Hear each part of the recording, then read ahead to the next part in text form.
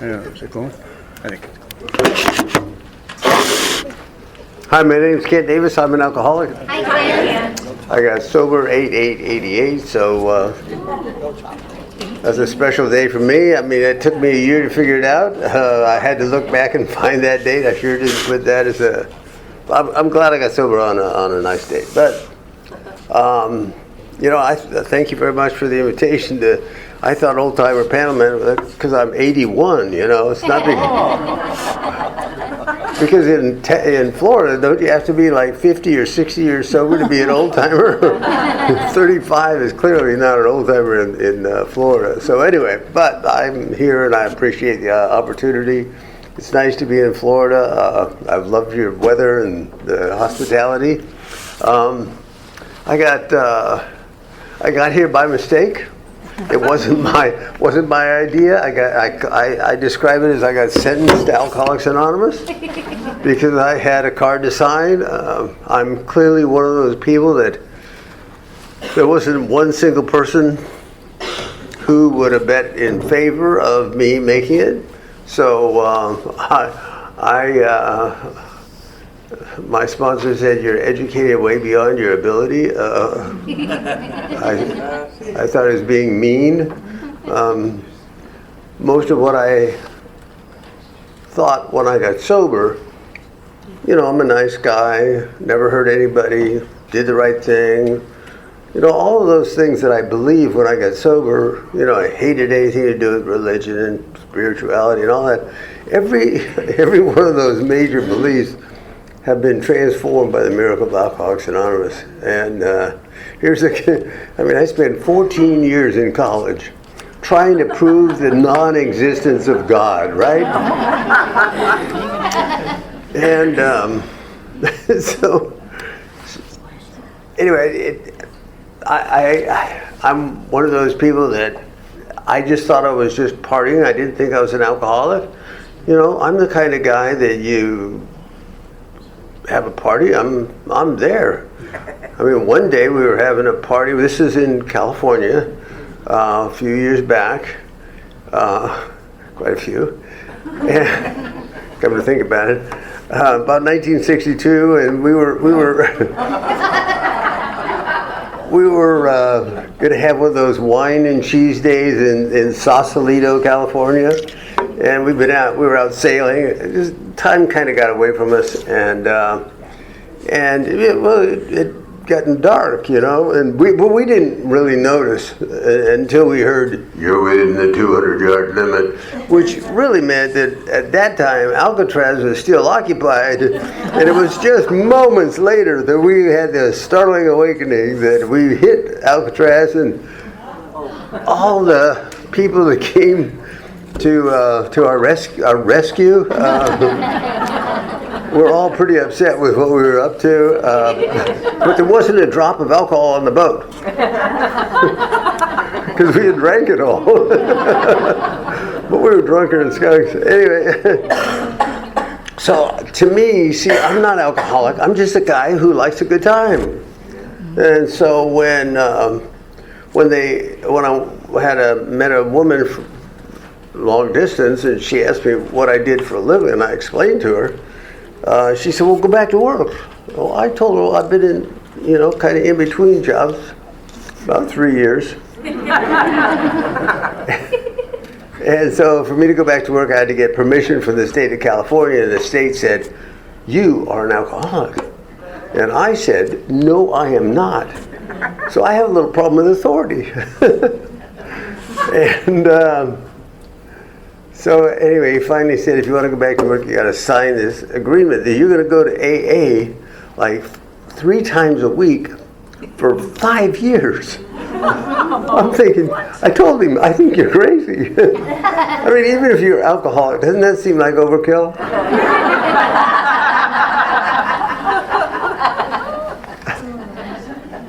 So I've got this little problem in the book. It keeps referring to self-knowledge, or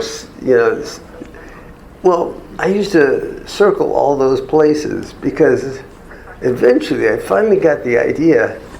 Well, I befriended Nancy, who was 41 years sober when I first got to the program, knew Bill and lived in upstate New York, and I asked Nancy to be my sponsor, and she said, "Oh no, you need Glenn." You know, and I figured Glenn would be as nice as Nancy. Whew. Couldn't have been farther from the truth. I didn't like him, he didn't like me, but there was one key element in that. Is like, I don't know why, I had just enough intimidation to do some of what he said to do.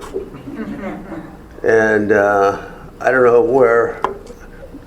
So I started to find out that if I do what somebody else tells me to do instead of what I think I should do, my life starts getting better. And early on, I don't know why people started asking me to sponsor them. But I honestly believe that by passing this on, trying to pass it on, and I have, in that first couple of years, I made a decision. I was going to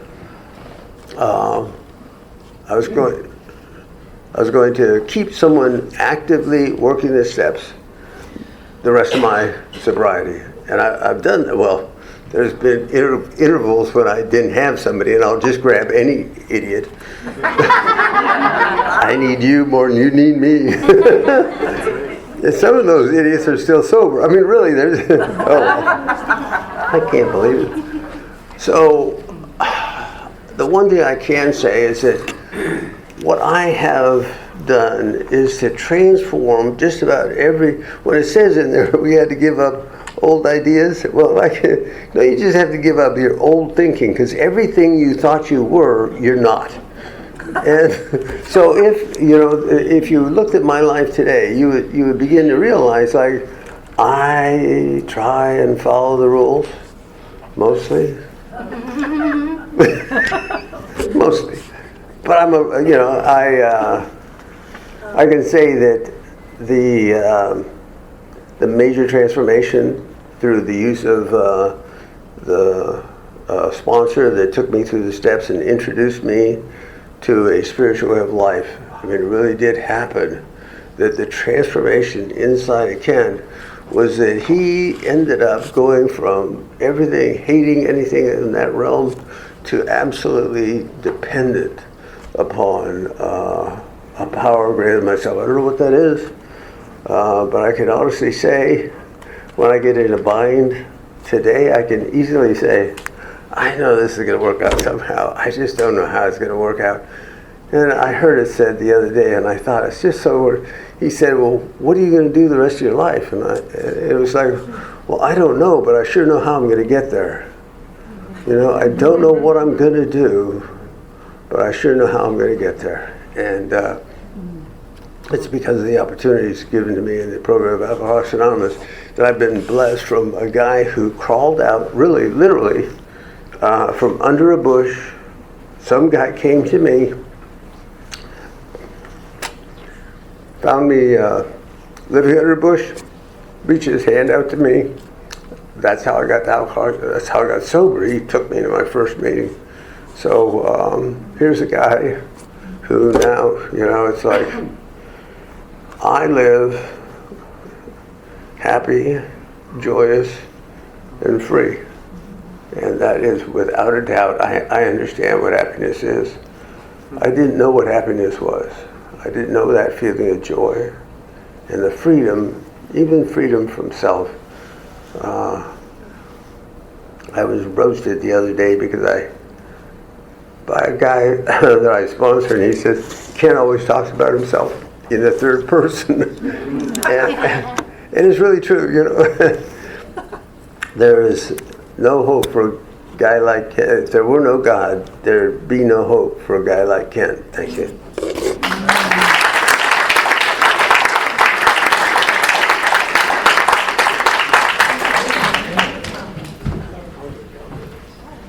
And thank you, Ken. And Sharon, you're up.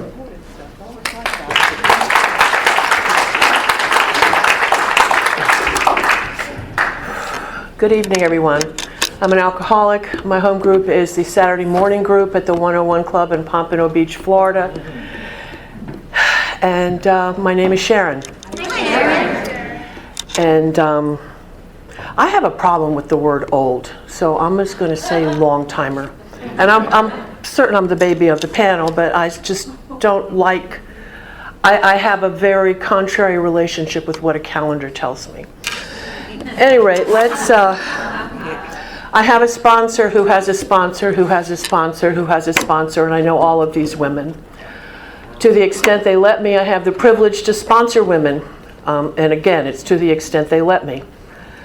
Some of them have the privilege of sponsoring women, and that to me is a real blessing because I get to deal with like young women without having had the horror of having to raise a daughter, because I was not cut out to be a mother to daughters. I'm a boy mom, and I'm proud of it.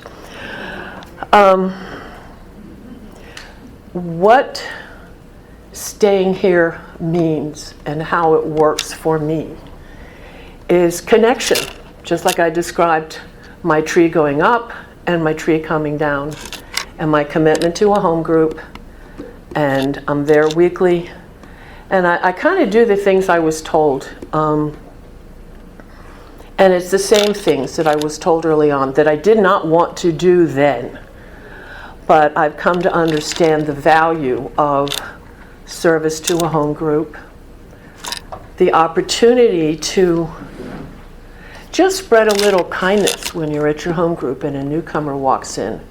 You try to remember their name, you welcome them, and then, if you're lucky, as we get older, not so much, but if you're lucky, you remember their name the next week, and it just makes them feel good, and it makes you feel good because you've done something to help somebody feel better. And these kindnesses that I have been taught to do by my sponsor, when people were kind to me when I first got here, I didn't understand it. When I was ushered into treatment by my employers. I didn't think I had a problem. I don't know what I thought now, but I didn't think I had a problem. But I was going to go save my job. I had what I now come to call episodes of honesty, kind of like a burp, So when they did the intervention, I had like the first burp, and I said something like, well, all I have is my job and my dog, and I'll do what you say. So I went to treatment. And by the time treatment was over, I had no job, I had no dog. The dog had gotten loose and got killed. And I was devastated. I felt completely without an anchor or any kind of steering. And so, silly me, I'm an educated woman, but I'm really pretty dumb. And I would go to a meeting a day whether I needed to or not. I didn't pick up one of anything. It never occurred to me, even though I had no job to go to, it never occurred to me that even though I felt safe in the meetings and comfortable for that hour, that I could go to more than one a day. I hadn't yet read that anywhere. I don't know if it's written anywhere. If it's in a book, I would probably find it. And so I was really happy to have a big book. I would go to meetings, as I said, whether I needed to or not. And after a while, the kindness of people started to puncture this wall that I had. And I began to listen a little more. And I remember hearing things when people were laughing about losing their cars and going out to check for dents and blood or whatever on their hoods. And I remember hearing that, and my stomach is burning. I go, that's not funny. I had no sense of humor. And as Kent said something, he used the word joy. And in my mind's ear, I heard one of the therapists who helped me a great deal in treatment. She says, "You have no joy." And I didn't know what the hell joy was. And when people talked about happy, joyous, and free, I didn't understand that either. Because I wasn't happy, I wasn't joyous, I sure as hell wasn't free, even after being abstinent. Because I was trying to do it my way. I figured if I read the book and I went to some meetings and just didn't use, I would be okay. And I hung on for a while, At some point, I sought out through Broward County. They had a called BARC, and I'd heard about this thing called step class, and I thought, oh, this is great. I'll work the steps there because I didn't want to have a sponsor. I figured that I would be too intimidating to people because of my education, and like I said, I look back on my thinking and I just don't understand it, but I can relate it to you now. At any rate, so I thought, oh, this is great. I'll go to BARC, I'll get in this class, I'll work the steps, I won't have to get a sponsor, and I'll be fine. So I go to this, I go there, I do an intake, and I must have cried my way through a box of tissues, because if people were to ask me during those first early months, how are you doing? I mean, there would be tears running down my face. I'd say, oh, I'm fine. I was always fine. I think I was one of the co-inventors of the resting bitch face, because I had a glare that could kill, and I had a poker face on top of it. It took me years to hear that term. I only learned it the past few. But at any rate, and then I still had to do everything I didn't want to do, like get a sponsor. And at some point, I went back to the treatment center and had a visit with this therapist who was instrumental in my thing. And she asked me all these questions, and I didn't answer anything right, because I wasn't working with newcomers. I didn't have a sponsor, or whatever she was asking me, the answer was wrong. And I remember thinking to myself, I'm not coming back here until I get this right. Because it was always about being right, being correct, being accurate, getting the A, getting the grade. And there's no graduation here, thank God. At any rate, I'm blessed with the best sponsor ever. She's been my sponsor since I'm about 9 months sober. And, my sobriety date is August 30th, 1984. And so she helped me grow up. Her daughter is about 15 years younger than me, but she helped me grow up. And I can't say enough about the importance of a sponsor, because it's not just a sponsor, it's a relationship. I have a wonderful group of sponsee sisters, and we're all been around a while. Some of them have grandkids. When our kids were little, we used to compare pictures of our babies in the tub, And we grew up together. And I remember my sponsor saying once, we used to have a group before I met my now husband. Everything, I was just living the early sober life. She says, "You're going to be the future of the program." And I look at her, I go, "What are you talking about?" I could barely get out of my own way. But with time, love, practice, guidance, and the example of people in rooms like this, and so many, there isn't an issue that I've had to deal with that somebody hasn't been there that has already been through it. And that's absolutely miraculous. For somebody that thought she knew it all, I find out I know very little at all. Although I do know more than my husband most times. Now, let's talk about relationships in the program. I was scared to death of people. And the irony of recovery is that connection is what saves us, Our disease is all about disconnection. We disconnect from ourselves little by slowly. Our values, our friends, our jobs, our stuff, whatever it is, we disconnect from all of that stuff as we're on our way to a bottom. And if we're blessed to find our way back up, we have the opportunity to reconnect and rebuild better. So after I was deathly afraid of people, and after a couple of years, I met a fellow, and I'm going, So I made sure that my sponsor approved of him, because I wasn't sure of what I was seeing. And because, we're told all the time, or I should rephrase, many of the people that I know well had been told, you be careful with relationships, watch, and just, so at any rate, I got the seal of approval. And, I never ever thought when I came into recovery, I was just content to be by myself. I'd been divorced for a number of years. All I really wanted was to have a dog and a job. I just wanted to feel good about myself again. There came a point when I remember sitting in my old apartment and listening to music and hanging out, and I'm thinking, if it doesn't get any better than this is pretty good.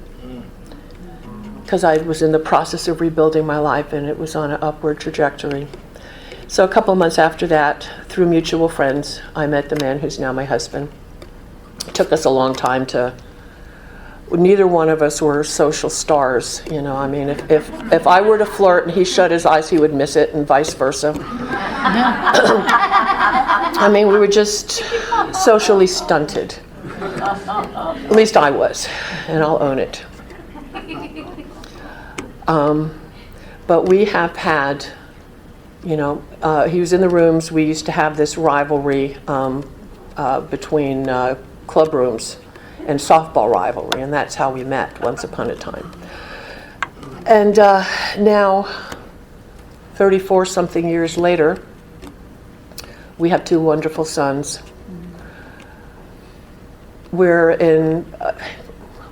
I could not have imagined the life that has come as a result of staying around, following some few simple rules, watching what you do, listening to what you say, but watching what you do. And you can learn from both. These rooms are the best classroom ever. And you talked about 14 years of schooling, 35 more, huh? So we still learn. What's happening with me now even is that things happen. I am a big music lover. And sometimes I'll hear a lyric and it'll just hit me. And then it'll send me to a journal or send me to my sponsor to discuss some of these things. Because, we damage ourselves as we're finding our way to, as we justify our behaviors, our thinking, and everything that we do to keep using. We damage ourselves. We damage our souls. And while we may rebuild a lot, there's still a lot of work that needs to happen and needs to be done. And my big issue throughout the years has been, did I turn it over or did I stuff it? And the only way I know if I stuffed it is if it comes back around and kicks me in the ass. So what I found out is that things I thought I dealt with, I had stuffed. And that I had to, just sit down with my sponsor and say, these are the things that are troubling me. These are the things that have me not living fully out loud. I tend to use a lot of analogies, and like I said, I love music, and I imagine like a sound mixing board that musicians use. And, we talk about, let's say we use serenity and spirituality and honesty, and we have all these things. And then there's knobs, and on a daily basis, all of these things that we deal with, we may not do so well. The main thing we have to do is stay clean and stay sober. But the other thing that I finally figured out is that I've been wrapped so tight for so damn long, I still have to work on, I've heard the phrase living out loud. I'm not sure what it means, but it sounds like something I need to investigate. But you know what? I have a sponsor. I have friends. And I have the things that frightened me the most are the things that have healed me the most. And, they joke about, how do you get so many years? It's like, well, don't drink and don't die. Yeah, that part's true. But it's not just that. You want to really live. And we get that opportunity here. So thanks a lot.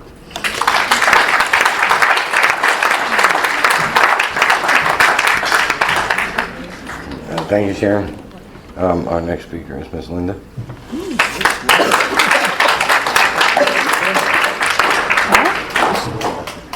You notice I got Miss Linda. It's because I'm old. Not sure. No, no. I saw Kelly one time on this stage, I think, going, I just turned 75, so. Yeah. Yeah, I do deserve it. Walked into these rooms, reluctantly, but walked into these rooms October the 8th of 1978. So I'm approaching, I just figured it out, 23 days short of, 23 days short of 45 years. But, so I'm sober longer than, I came in at 30, because I can do math today. I came in at 30. I was just broken glass inside. I'm not going to give you a drunk-a-log, but I'm the youngest of a family of 4 siblings, and I'm the baby. And they were 15, 14, and 8 years older than me. They were brothers, and I was the only girl. But I was treated like a little boy, and just not with the today's issues. I was the tomboy's tomboy, and I was a fighter. I mean, oh boy, would I fist fight anybody. And that eventually went in through my drinking, but that was how I learned how to handle life. I had my first, what I call my first alcoholic drink when I was 7 years old. Going by the representations of my brothers and such, I just knew that if I consumed this stuff just like they and my mother and father did, I would change. And it gave me that courage that we talk about and such. And it was the thing I always fell back on. It was the thing that just helped me. What I used for denial and not thinking, when people started saying, hey, you belong in AA, you're an alcoholic, I kept saying, I'm not as bad as my brother, who I think he met Bill back in the day, can you tell I'm originally from New York with my accent? So, okay, that's where to get some history, that's where I got sober. But the point was, I never thought I walked in the same shoes as my family. I never got so staggering, disgustingly drunk until later, like my mother did. Nor did I fought like my brothers did. Everybody in the family was an alcoholic, I'm telling you. And when Dad died, his only demand, when he was still alive, was, you put a bottle of beer in my casket with me. He made us swear to do it. And we did. Being as I was the girl, I had long hair, I cut a lock of my hair and I put it in there too. But alcohol was just as much, if you told me to stop drinking, it was like stop breathing. So it was just part of my life. Situations went on, and I killed a rabbit. You know what that means? The older girls do. And if you're younger and don't understand, ask your sponsor, she'll tell you. But, so I wound up married to an alcoholic. And I had a wonderful, I'm going to say, career started for me. I was working, that's how old I am, I was working at Kennedy Airport for Pan American World Airways as ground personnel. And I could see the world, and I took off, and I could tell you stories about being firing guns when I took off to Hong Kong, China. I told my mother, my dad just passed, I called my mother from San Francisco, and I said, I won't be home for a few days. And she said, why is that? And I said, because I'm going to China. And I went to China, which was no small feat in the 60s.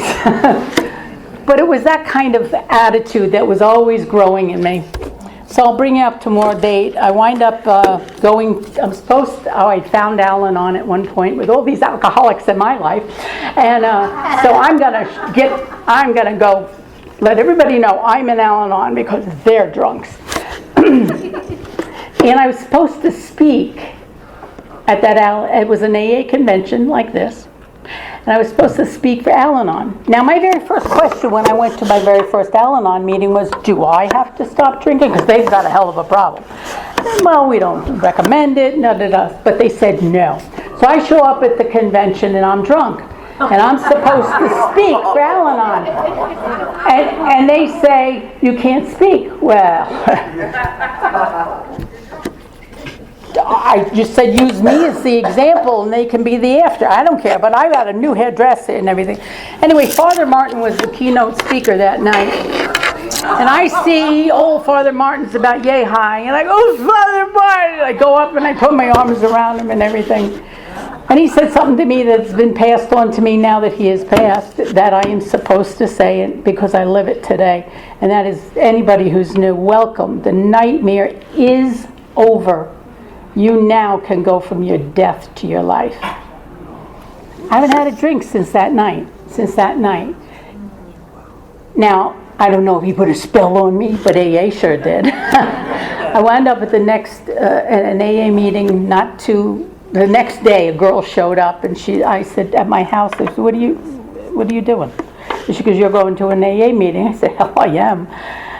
They wouldn't let me speak. I was hungover. So anyway, she convinced me to go. Now I told you about that older brother of mine, the oldest of the oldest. He belonged in the big book as far as I was concerned, but he was living at my house. He was in and out from 1963, and in and out of AA, in and out of prison, in and out of marriages and hospitals and institutions, yada yada. But I didn't have any of that. I find out when she's taking me to this meeting, my brother's there at that meeting, at a beginner's meeting. And I walk in and I just went, oh God. And he comes over to me and he said, Linda, what are you doing here? Like, did you finally get it, kid? And he had 5 weeks on me that day. And he looked at me because I started to cry, and he took my face in his hands and he said, Linda, I did it for you. Meaning, you don't have to live the same life I did under any circumstances. And I pass that on to you too. If you don't have what some of us have, we don't have the big glorious story, you don't have to do it. Where's it going to take you anyway?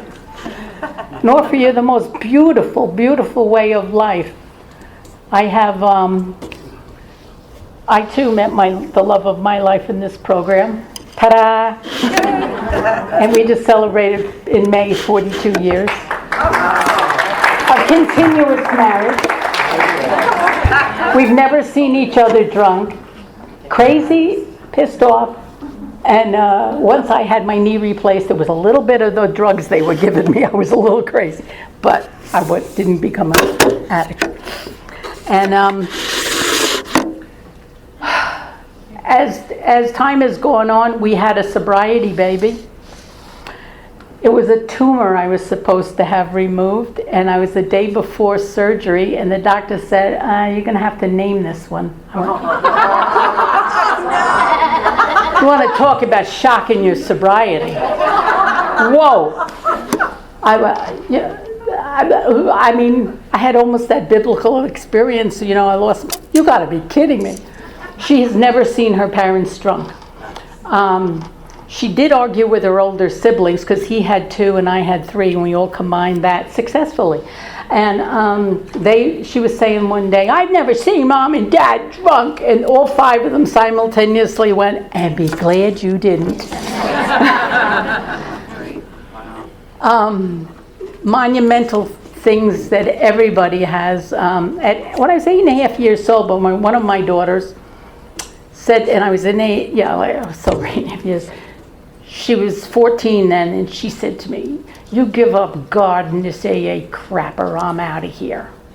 And she left. And she went to live with her sober father and never has been back. Yes, we have a relationship today. We do. And it's a wonderful relationship. But, there's so many things that this program has given us and opened us. And I have just a short amount of time. I just want to say something. We've just recently gone through, and AA made me realize the gift that we have here. Without getting into all the details, we just recently found out one of our family members is, by my standards anyway, buku wealthy. And they've decided they want to unite part of the family, and they've done wonderful and generous things for us and everything. And I said to them, I want to thank you for uniting the family again. I want to buy this for you. You don't have to do that. what I said to him and wrote down in a letter I had written and text to him, I said, you may be rich, but you're not rich until you got something money can't buy. And what I got in this program, money can't buy. Money can't buy. And I can only wish, pray that on everyone. There's been talk about, mentioning about sponsors and that. Yeah, I went through many a sponsor because they get older and they die too. And but I love to tell the story how I met my current sponsor of the last 15 years, Polly Pistol. And she doesn't mind me saying. I'm on a farm in northern New York, sitting on a big rock, because I'm the only woman in AA up there, of about the maybe 10 people that are up there, aside from him, who are in the program. And I'm listening to this thing called a iPod, and my 12-year-old Artumer, Mom, do you have to broadcast this? You know, we're on a 158-acre farm. Who's going to listen? Do you have to listen? I said, listen, I heard this woman. I got to find her. I said, how do I do it? And she rolls the 12-year-old eyes, and she goes, everything's Facebook. So with that,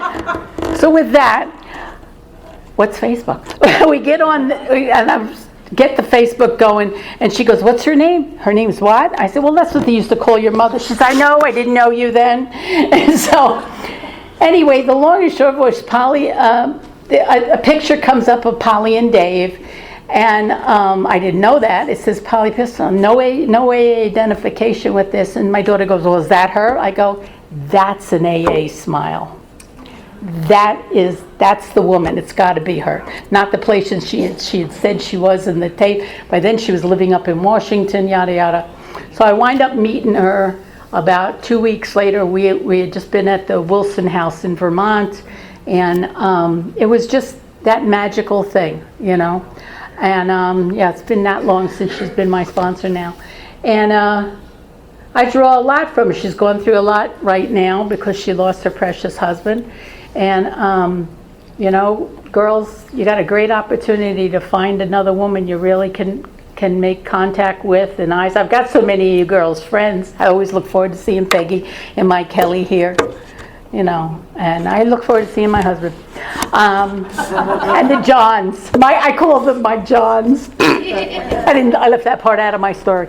Anyway, if you're new here, welcome. The nightmare is over. You can go from your death to your life. Thank you.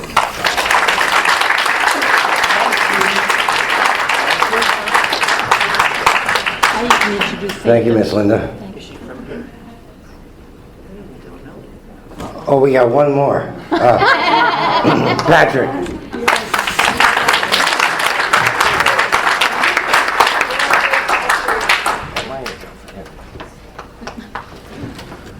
Good evening, my name is Patrick, and I'm a very grateful recovered alcoholic.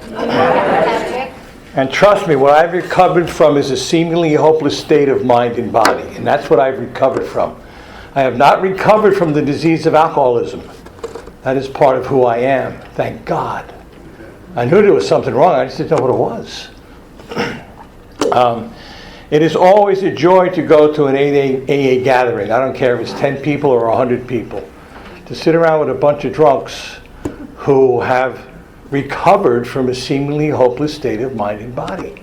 And we sit and we laugh at the things we survived. We have a sense of gratitude that's unbelievable. I'm one of 12 children, oldest boy. I have 2 older sisters, 3 sisters right underneath me. So I did not grow up with my 5 brothers. They were all 5 years or younger than me. I grew up around my sisters, but I didn't grow up with my sisters. I was a loner. And here's this family of 12. With the boys all being younger, I'm in high school and they're, you know, in diapers. And so I hung out with the boys, the Boy Scouts, you know, the Cub Scouts. Get to high school and you're 16, and you have a couple of beers here and there. But the first beer was really good. And I think that was the last time I had a beer. I suffer from the Irish virus. Right. 1 too many, 100 not enough, but you'll try and get as many in as you can. And the results were not always good. 20 years old, I have a car accident. I don't remember the car accident. Spent a couple of days in the hospital in a coma. My parents are out at the end of Long Island, Montauk Point, and I'm in Smithtown. There's 60 miles or so. And they're driving back at 3 o'clock in the morning wondering whether their son is alive or dead. We never talked about it. And I just went on with my life. My sobriety date is May 16, 1977. So I was 26 years old when I got sober. Alcohol was a part of my life. And it was a good part. I had a lot of fun. Irresponsible, but that didn't matter. I had a lot of fun. Alcohol, it was great. Mostly beer. If you were buying, it was Jack Daniels. Okay. I was at a conference a couple of weeks ago talking about Schmidt's beer, which was 99 cents a six-pack, $1.19 for the big tall boys, and that's the budget was always around that. I married the woman because I was supposed to, and we had 2 children. Got out of college. I went on with my life. Ozzie and Harriet, Father knows best. That whole scenario in my head. And I had the house, hadn't gotten the white picket fence yet, but she had enough. She had 2 children, and she was raising 3. So she was done. The divorce went through, but I'm thinking, all right, she mentioned she was going to Al-Anon. So I figured, okay, I'll try this manipulation. I'll go to a few of these AA meetings. And I wasn't an alcoholic. My father had a problem with scotch. A lot of my uncles, they had problems, but I drank beer and I was responsible, had a job. So I wasn't like them. So I go to AA, and unfortunately, I listen. People are talking here, and I listen to what everyone had said here. I don't think about what I'm going to say because I believe God gives the message as we speak. And so I go to these meetings, and I listen, and I hear some things that I identify with. Someone suggested the big book, so I got the big book, and I read the big book. And I was there. I was in that mess. But I didn't know what to do with that. What do I do with that? It's 12 steps. I'm terrified of God because the way I was raised, God's going to get you, And I gave him lots of opportunities to get me here, But I'm more concerned with being excommunicated than trying to find a higher power. So I'm struggling with that stuff. And I had my sponsor at the time, Dennis, who was a renewed Catholic, he eased my mind. The big book tells us God will not squinch an ember. He won't squench it. He won't ever demand more of us than we can actually give. So I put my mind at ease. So anybody that's wrestling with God, wrestle. He don't mind. He doesn't. Talk about it with your sponsor. Just get out of your own head. And Alki in his own mind is in terrible, terrible company. Right? It's a we program. We admitted. I used to talk to my sponsor about I did this and I did that, and my life is I. And he goes, I. Would you stop, please? I got to learn how to laugh at my life. And the joy that AA has given me over the years, I can't describe that. And if anyone's new and you don't have a sponsor, you're cheating yourself. Or if you're old and you're not using your sponsor, you're still cheating yourself. We have an obligation to give back what we've been so freely given. And I paid a price along the way. I have a strained relationship with one daughter. My son Patrick is sober 4 years. I'm blessed for that. I had nothing to do with that. All right? And I stay away, and we talk. He still lives up in New York, and we talk. And he's got a sponsor, and I don't interfere with what he does. Unfortunately, he followed his father's path. He had to get a divorce and lose custody of his kids, just like I did.